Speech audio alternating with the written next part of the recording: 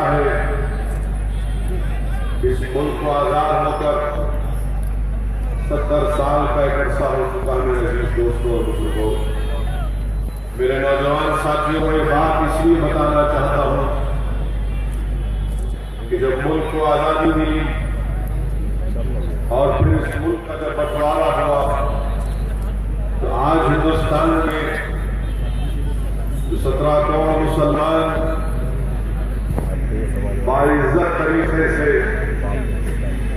ایک ہندوستانی مسلمان کے طور پر اپنی زندگی گزارتے ہیں، ہمارے آباء و اجداد نے، ہمارے بزرگوں نے، ہمارے اسلاف نے ایک تاریخی فیصلہ کیا تھا اور ہم نے یہ فیصلہ یہ کیا تھا کہ ہم محمد علی جناح کے پیغام کو نہیں مانیں گے، ہم پاکستان کو نہیں مانیں گے، ہم پاکستان کو نہیں جائیں گے، ہم ہندوستان کے ہیں، اس سرزمین میں پیدا ہوئے ہیں اور اسی سرزمین میں رہیں گے۔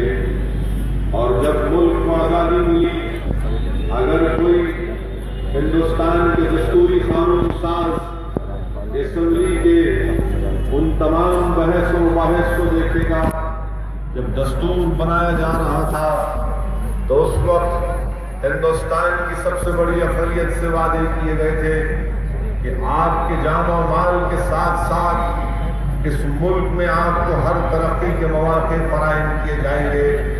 میرے عزیز دوستوں، میرے نوجوان ساتھیوں، میں آج آپ کو دعوت فکر دینا چاہتا ہوں کہ آج آپ خود سوچئے کہ اقتدار کی کرسیوں پر اس ملک کی آزاد ہو کر 70 سال کا ایک لمبا عرصہ گزر چکا، ان تمام سیاسی پارٹیوں نے اقتدار کو حاصل کرنے کے بعد ہندوستان کی مظلوم سب سے بڑی اقلیت مسلمانوں کے فلاح و بہبود کے لیے کیا اقدامات کیے۔ میرے عزیز دوستوں اور بزرگوں، میرے غیور نوجوان ساتھیوں، مجھے آج کہنے دیجیے کہ آج ہمارے سامنے دیکھا ہے سچر کمیٹی کے روپ میں، ہمارے سامنے اعداد و شمار ہے کنڈو کمیٹی کے روپ میں، ہمارے سامنے ہندوستان کے 2011 کے سینسس ہمارے سامنے ہیں۔ وہ تمام نوجوانوں تم کو پکار پکار کر کہہ رہے ہیں، اگر جس نوجوان کے سینے میں دھڑکتا ہوا دل ہے تو سنو، تمہاری تباہی اور بربادی کے اعداد و شمار اس رپورٹ کو آئینے کے طور پر اقتدار کی کرسیوں پر بیٹھنے والے ظالموں سے بھی کہہ رہی ہے، اور خاص طور سے نوجوانوں تم کو جھنجھوڑ رہی ہے کہ کبھی تو جاگ جاؤ، کبھی تو اٹھ جاؤ اپنے حق کے لیے۔ 70 سال ہو چکے ہیں کہ ہم کو کبھی ڈرایا گیا، کبھی ہم کو پھسلایا گیا، کبھی ہم کو کھلونے دیے گئے، کبھی ہم کو کچھ نہ کچھ وعدے کر کر ہمیشہ ہم کو دھوکہ دیا گیا۔ نوجوانوں، آج اسد الدین اویسی لکھنؤ کے اس تاریخی سرزمین پر تمہارے درمیان میں کھڑے ہو کر تم سے گزارش کر رہا ہے، میں تم سے بھیک مانگ رہا ہوں، میں تم سے بھیک اپنے لیے نہیں مانگ رہا ہوں، بلکہ میں تم سے گزارش کر رہا ہوں کہ کیا تم میں آج وہ آواز اور صدائیں زندہ ہیں کہ تم اٹھ جاؤ گے تو یہ اپنی اتر پردیش میں نیا انقلاب برپا ہوگا۔ اگر آج اتر پردیش کا مسلم نوجوان اس بات کو سمجھ لے کہ مجھ سے انصاف نہیں ہوا، اور اگر آج نوجوان چاہتا ہے کہ اس سے انصاف ملے، تو نوجوانوں یاد رکھو، جذباتی نعروں سے کوئی انصاف نہیں کرتا، نعرے تکبیر اللہ اکبر سے یقیناً ہم اپنے ایمانی جذبے اور حرارت کی ترجمانی کرتے ہیں، مگر سمجھو نوجوانوں، جب تم اللہ اکبر کا نعرہ لگاتے ہو تو اس کے مطلب کو سمجھو اور اس کے پیغام کو سمجھو۔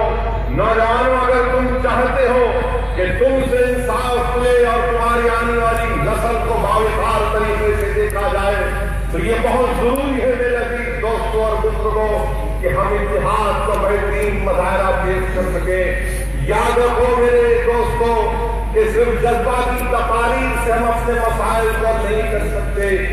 آج ہندوستان کی جمہوریت میں اگر مسلم اقلیت اپنے مسائل کو حل کرنا याद रखिए, जब तक जिस रियासत में आप रहते हैं उस रियासत की विधानसभा में, असेंबली में आपकी आवाज नहीं जाएगी, आपके मसाइल हल नहीं होते। हिंदुस्तान की सबसे बड़ी पंचायत लोकसभा है, अगर वहां पर आपके नुमाइंदे नहीं जाएंगे तो कौन हमारे मसाइल को उठाएगा, कौन इंसाफ का मुतालबा करेगा? जब तक असेंबली, पार्लियामेंट, बल्दिया, जिला परिषद में हमारे नुमाइंदे कामयाब होकर नहीं जाएंगे, हमसे इंसाफ नहीं हो सकता। ये मैं आपको इस बुनियाद पर कह रहा हूं कि अल्हम्दुलिल्लाह हिंदुस्तान के बड़े बड़े मुकामात का फिरने का मौका मिला, बिहार में जाने का मौका मिला, महाराष्ट्र के तमाम जिलों में दौरा करने का मौका मिला। मेरे नौजवानों, याद रखो, आज हमारे पास एक बेहतरीन वक्त अल्लाह ने हमको मुहैया किया है।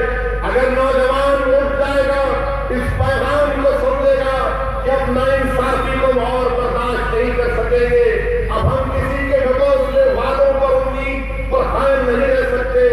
आज मैं आपको दावत फिक्र दे रहा हूं नौजवानों, अगर तुम इंसाफ चाहते हो, अगर तुम तरक्की चाहते हो, अगर तुम डेवलपमेंट चाहते हो, अगर तुम चाहते हो कि दुनिया तुमको इज्जत की निगाह से देखे, तो याद रखो, सिर्फ पुकारने से नहीं होता, ये दुनिया तुमको हक ला कर नहीं देगी।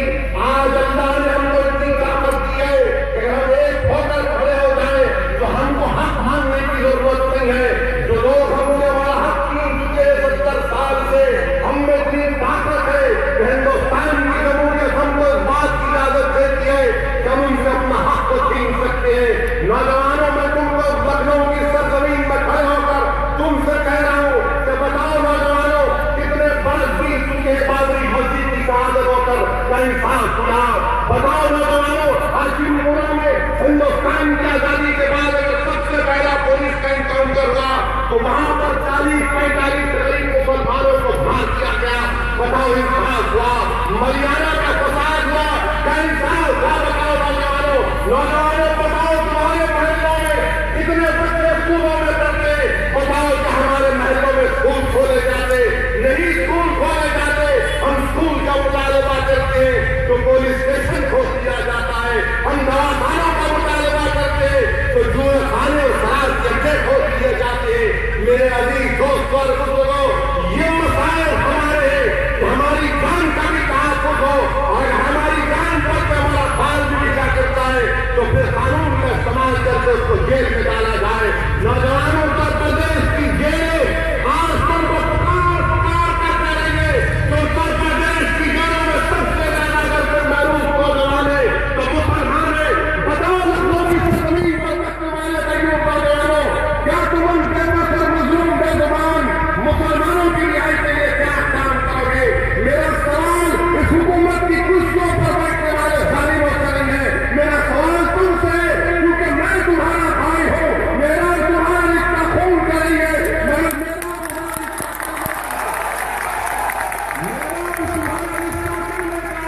मैं तुमको उस अजीम रिश्ते का वास्ता देकर पूछ रहा हूं कि क्या तुम आज मुत्तहिद नहीं होंगे? मेरे अजीज दोस्तों और बुजुर्गों, यकीनन हम किसी भी मसलक पर चल सकते हैं, हम किसी भी मसलक पर चल सकते हैं, मगर याद रखो, मसलक पर किसी भी मसलक पर चलो मगर मुत्तहिद तो हो जाओ। जालिम ये नहीं देखता कि कौन किस मसलक से वाबस्ता है। मेरे अजीज दोस्तों और बुजुर्गों, याद रखो, 70 साल एक लंबा अरसा हो चुका है, 70 साल एक लंबा अरसा हो चुका है, और आज उत्तर प्रदेश में क्या तमाशा हो रहा है, क्या तमाशा हो रहा है? समाजवादी पार्टी बनाई गई, कब बनाई गई? जब बाबरी मस्जिद को शहीद कर दिया गया था, जब बाबरी मस्जिद के नींव पड़े हुए थे, उस वक्त समाजवादी पार्टी को बनाया गया। आज आप क्या देखते हैं कि बरसों आपने समाजवादी का साथ दिया, बरसों आपने मुलायम सिंह को नेता बना दिया, आपने किस किस को क्या क्या बना दिया, मगर कभी आपने ये भी तो देखा मेरे भाई कि आपने क्या हासिल किया, आपने कौन सी कामयाबियां हासिल की। मेरे अजीज दोस्तों और बुजुर्गों, आज उत्तर سیاست میں ایک اور کروٹ لی اور ہندوستان بلکہ پوری دنیا کی تاریخ میں ایسا لگ رہا ہے کہ بادشاہوں کے دور کے ختم ہونے کے بعد آج ایک باپ نے اپنے بیٹے کو پارٹی سے نکال دیا. یہ عجیب بات ہے, یہ عجیب سماجواد ہے, یہ عجیب پریوار ہے, یہ عجیب خاندان ہے. یہ کون سا خاندان ہے مجھے نہیں معلوم. نہ بیٹا باپ کا ہو سکا, نہ باپ بیٹے کو اپنا کر سکا, نہ چاچا بھتیجے کا ہو سکا, نہ بھتیجا چاچا کا ہو سکا. آج میرے عزیز دوستوں اور بزرگوں, آپ اندازہ لگائیے, میں نوجوانوں سے کہہ رہا ہوں, میرے بھائی میری زبان سے اگر کوئی الفاظ کڑوے لگتے ہیں تو مجھے اپنا بھائی سمجھ کر معاف کر دینا. یہ سمجھ کر معاف کر دینا کہ ایک پاگل آیا تھا لکھنؤ میں جس کو جذباتی تقریر کرنے کی بیماری ہے. ہاں مجھے بیماری ہے, میں کیا کروں, میں نہیں دیکھ سکتا تکلیف کو, میں نہیں برداشت کر سکتا ناانصافی کو. آج دوپہر میں کانپور جانا پڑا, کانپور میں جلسہ تھا ہمارا, کل تک پرمیشن تھا. دوپہر میں کانپور کے ضلع انتظامیہ نے اس پرمیشن کو کینسل کر دیا.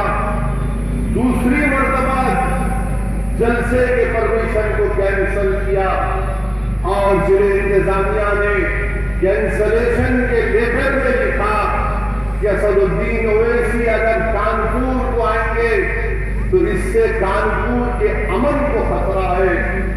ایڈمنسٹریشن نے لکھا کہ یہ جذباتی تقریر کرتے ہیں. ایڈمنسٹریشن نے لکھا کہ ہندو اور مسلمانوں کی مکس لوکیلٹی میں تقریر نہیں کر سکتے. تو میں آج لکھنؤ کے اس جلسے سے کانپور کے ضلع انتظامیہ سے بھی کہہ رہا ہوں کہ میرے بھائی, تمہاری ماں نہیں جنی مجھے کانپور میں جلسہ کرنے.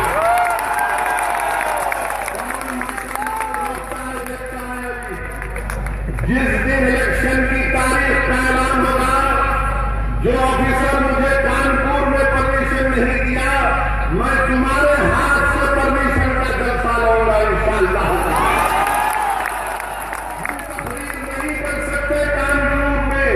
کیوں کیا کانپور کسی کی بات کی جاگیر ہے؟ ہم کانپور گئے, آج نماز جمعہ ادا کی, وہاں پر تمام ذمہ داروں سے ملاقات ہوئی.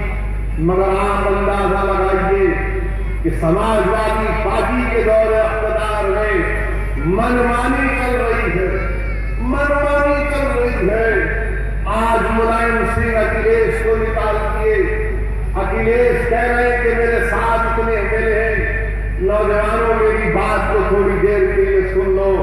میں جانتا ہوں کہ سردی بہت زیادہ ہے, مگر میرے عزیز دوستوں اور بزرگوں, یہ باپ بیٹے کی لڑائی کب ہوتی ہے؟ باپ بیٹے کی لڑائی اقتدار کے لیے ہوتی ہے. باپ بیٹے کی لڑائی صرف 25 اسمبلی سیٹ کی خاطر نہیں ہے.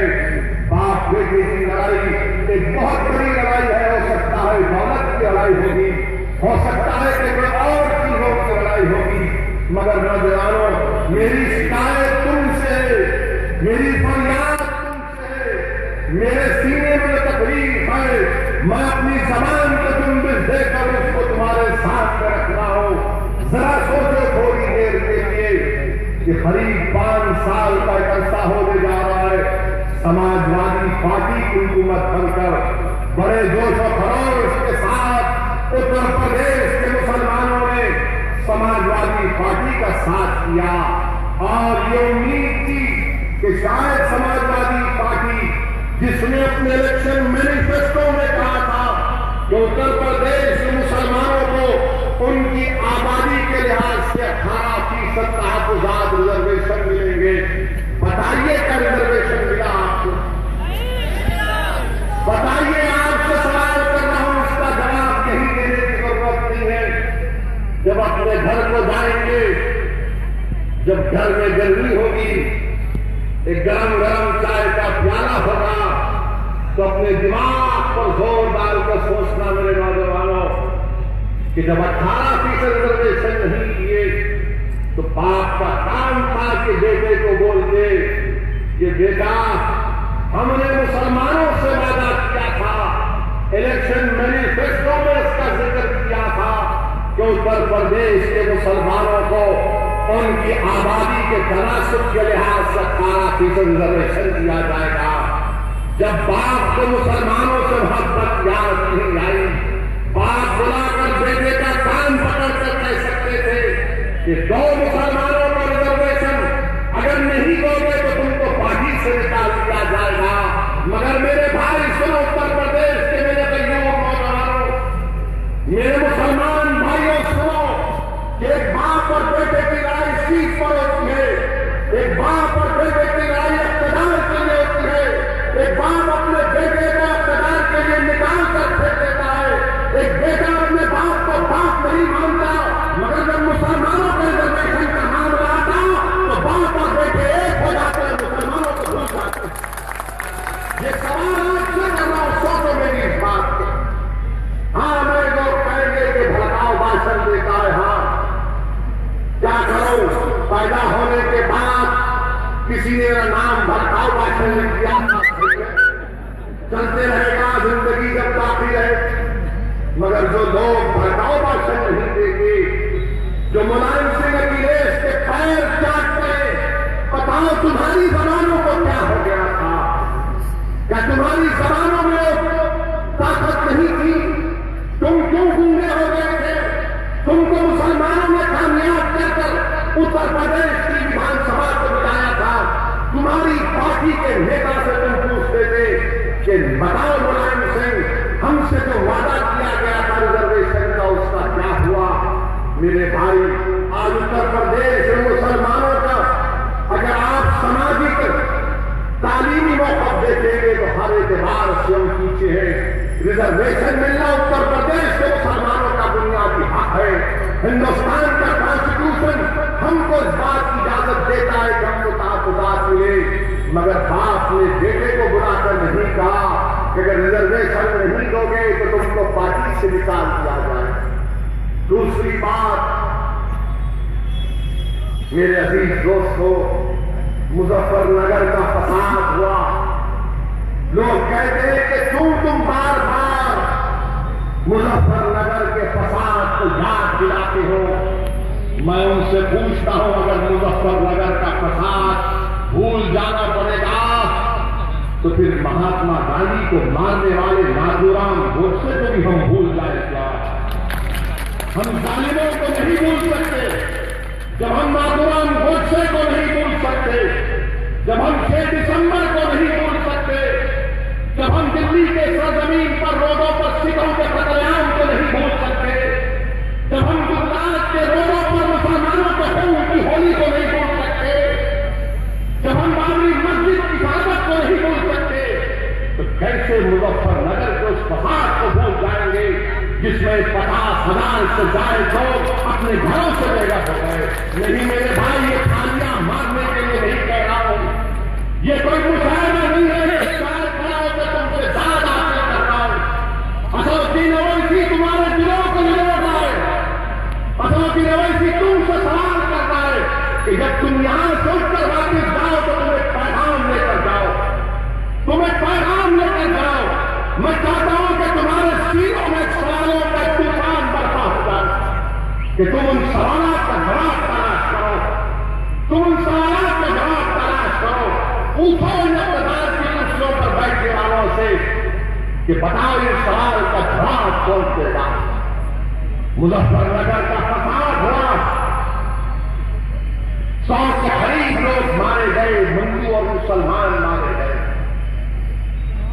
کئی لوگ بے گھر ہو گئے، 10 مسلم خواتین آن ریکارڈ سپریم کورٹ کو جاتی ہیں اور سپریم کورٹ کو جا کر سپریم کورٹ سے کہتی ہے کہ ہماری عزت لوٹی گئی۔ سوچو تھوڑی دیر کے لیے، وہ تمہاری سچی بہن یا ماں، ہمارا رشتہ نہیں ہوگا۔ مظفر نگر لکھنؤ سے بہت دور ہے، مگر اتنا بھی دور نہیں ہے کہ تمہارے سینے میں تکلیف نہ پیدا ہو جائے، اتنا بھی دور نہیں ہے کہ تم ان ظالموں سے انصاف کا مطالبہ کر سکو۔ ہماری 10 بہنیں سپریم کورٹ کو گئی، سپریم کورٹ نے کہا کہ ان مسلم عورتوں نے آ کر ہم سے کہا ہے کہ ان کی عزت لوٹی گئی ہے۔ اتر پردیش کی سرکار سے کہا کہ ان سے انصاف کرو۔ نوجوانوں، آپ کو معلوم کیا ہوا؟ ان 10 میں سے ایک ہماری بہن کا انتقال ہو گیا۔ 4 کورٹ میں کھڑے ہو کر یہ کہتی کہ یہ اس نے میری عزت نہیں لوٹی، اس نے میرے گھر کو برباد نہیں کیا، اس لیے کہ سرکار نے اس ہماری بہن کی مدد نہیں کی۔ جن ظالموں نے ہماری بہنوں سے یہ حال کیا تھا، وہ لوگ ان کو ڈرا کر اس طرح کا بیان حاصل کر لیے۔ میں پوچھنا چاہتا ہوں ملائم سنگھ یادو صاحب سے، میں پوچھنا چاہتا ہوں اکھلیش یادو سے، آپ تو وکاس کی بات کرتے ہیں نا، آپ تو وکاس کی بات کرتے ہیں، آپ کے باپ مسلمانوں سے ہمدردی کی بات کرتے ہیں، ذرا یہ تو بتاؤ ملائم سنگھ، کیا آپ نے اپنے بیٹے کو بلا کر کہا کہ اگر تم مسلم عورتوں سے انصاف نہیں کرو گے تو تم کو پارٹی سے نکال دیا جائے گا؟ کیا کبھی اکھلیش نے جا کر اپنے باپ سے کہا کہ اگر میں انصاف نہیں کروں گا تو میں چھوڑ دوں گا؟ کیا کبھی اکھلیش نے آپ کے سامنے آ کر روتے ہوئے کہا کہ ہم ان بہنوں کی عزت لوٹی گئی ہے، وہ میری ماں بہنوں کی طرح تھی؟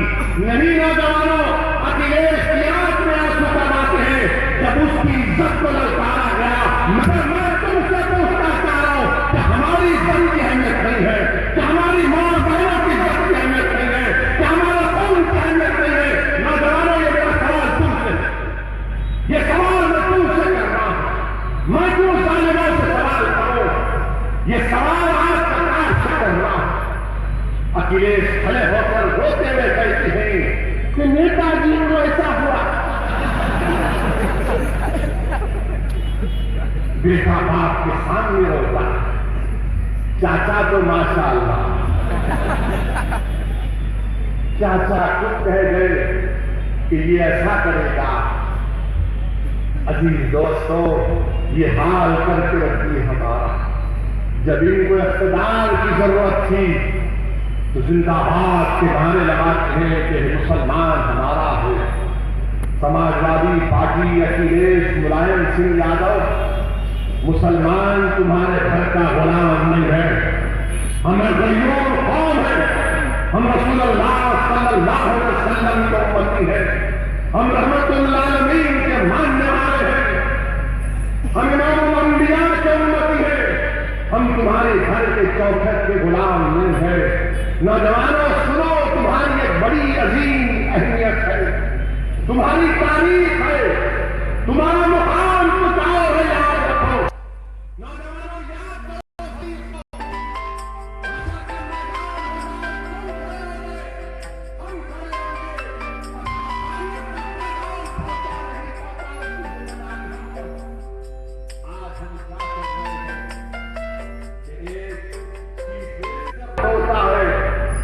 ایک چاچا روتا ہے اور ایک باپ کچھ کہہ دیتا ہے تو ہم خاموش ہو جاتے۔ نہیں میرے بھائی، انصاف ملنا ضروری ہے، جمہوریت میں ہم کو اپنا حق ملنا ضروری ہے۔ میں آپ سے کیا کہہ رہا ہوں کہ آسمان سے تارے توڑ کر لانے کے لیے نہیں کہتا، مگر بتائیے ان کا کیا نظارہ تھا؟ نہ اکھلیش نے کہا، نہ ملائم سنگھ یادو نے کہا، نہ جناب چاچا نے کہا۔ بتائیے میرے بھائی، آج ان کو پارٹی سے نکال دیے اور یہ کہہ رہے ہیں کہ میں نے ایسا کرنا چاہتا تھا۔ آج عزیز دوستوں اور بزرگوں، ان میں اتنی بھی طاقت نہیں ہے کہ جب دادری کا واقعہ ہوا، اخلاق کو مارا گیا، یہ چیف منسٹر، یہ اکھلیش، یہ ملائم سنگھ، یہ دادری کو نہیں جانتے، جو نہیں جاتے تو ان کے جوتشی نے کہہ دیا ان کو، کسی ایک بڑے بھوشوانی کرنے والے نے کہہ دیا کہ آپ نوئیڈا جائیں گے تو آپ چلے گئے۔ میں نے دادری جا کر وہاں پر میڈیا سے کہا کہ اکھلیش تم دوبارہ نہیں آؤ گے انشاءاللہ تعالی، تم نہیں آؤ گے دوبارہ انشاءاللہ تعالی۔ یہ نوئیڈا نہیں جاتے اس لیے کہ اگر نوئیڈا چلے جائیں گے تو وہاں پر اقتدار ان کو نہیں ملتا۔ میرے بھائی اندازہ لگائیے کہ اخلاق کا بیٹا ہندوستان کے فضاؤں کی حفاظت کرتا ہے اور اس کو مار دیا گیا، اور اس کے بعد سماجوادی پارٹی یہ کہتی ہے کہ ہم نے اتنے لاکھ روپئے دے دیے۔ مظفر نگر کا ہوا تو کہا کہ گھر کو 5 لاکھ دے دیے۔ اب میں ملائم سنگھ یادو اور اکھلیش سے پوچھنا چاہتا ہوں، آج کی رات تمہارا گھر تباہ و برباد ہو گیا، بتاؤ تمہارے گھر کی اب کیا قیمت ہے؟ اگر میرے گھر کی قیمت 5 لاکھ، میری جان کی قیمت 25 لاکھ، تو بتاؤ تمہارے گھر کی قیمت کیا ہے؟ آج تمہارے گھر کی قیمت کچھ نہیں رہی۔ تم نے مظلوموں کی فریاد کو نہیں سنا اور اللہ نے انصاف کیا۔ تم نے مظفر نگر کے مظلوموں سے انصاف نہیں کیا۔ اللہ نے دکھا دیا کہ جو ایک رات لوگ بے گھر ہوئے تھے، آج باپ اور بیٹا ایک دوسرے سے بچڑ گئے۔ میرے عزیز دوستوں اور بزرگوں، یہ قدرت کا نظام ہے، یہ قدرت کا نظام ہے۔ لوگ سمجھ رہے تھے کہ اب کیا ہوگا، ہم کیا کر سکتے ہیں۔ ارے یاد رکھو، سماجوادی پارٹی کے اکھلیش یا ملائم ہو یا بی جے پی کے مودی ہو، ارے ہم دنیا میں ختم ہوئے تو نہیں آئے۔ یاد رکھو، جب تک ہم رہیں گے دنیا رہے گی، جب ہم نہیں تو دنیا بھی رہے گی۔ لوگ بولیں گے کہاں سے بولے، ٹی وی والے چلائیں گے، اسی نے ایسا کہہ دیا۔ میرا مذہبی معاملہ ہے، مجھے بتایا گیا کہ جب تک توحید کو بلند کرنے والا رہے گا، جب تک اللہ اللہ اللہ بولنے والا رہے گا دنیا رہے گی، جب اللہ بھی نہیں بولنے والا رہے گا تو اللہ کی زمین بھی نہیں رہے گی۔ یہ ہم کو بتایا گیا۔ اگر کوئی مجھ سے سوال کرے گا تو میں بولوں گا جاؤ جا کے علماؤں سے پوچھو۔ ملائم سنگھ یادو تو ہر بات میں بول دیتے، ایسا ہوا تھا، جاؤ لوہیا سے پوچھو۔ اب لوہیا سے پوچھنے کا نہیں، ہر بات میں بتائیے لوہیا نے کہا، نہیں لوہیا سے پوچھا، لوہیا سے کون پوچھے گا جا کے؟ اور ہماری بات کو پوچھ سکتے ہیں، ندوے کو جا سکتے ہیں، دیوبند کو جا سکتے ہیں، بریلوی کو جا سکتے ہیں، اور پھر یہاں پر جو ہمارے شیعہ علماء ہیں ان کے پاس بھی آپ جا سکتے ہیں۔ سب بولیں گے کہ ہاں یہ بات تو سچ ہے۔ میرے عزیز دوستوں اور بزرگوں، پھر ایک اور بات آپ کے سامنے جو رکھنا چاہوں گا وہ یہ ہے کہ اسمبلی کے انتخابات جو آنے والے ہیں، ہو سکتا ہے کہ 2-3 دن کے اندر الیکشن کمیشن اپنے شیڈول کا، اپنے اعلامیہ کو جاری کر دیں گے۔ مجلس اتحاد المسلمین انشاءاللہ تعالیٰ اتر پردیش کے اس اسمبلی انتخابات میں حصہ لیں گے، مگر میری بات کو آپ جان لے لیجیے، اپنے دل میں بٹھا لیجیے کہ سماجوادی اور بی جے پی میں کوئی فرق نہیں ہے، یہ ایک سکے کے 2 رخ ہیں۔ کیا آپ نے نہیں سنا کہ ملائم سنگھ یادو ہوئی مودی کی بڑی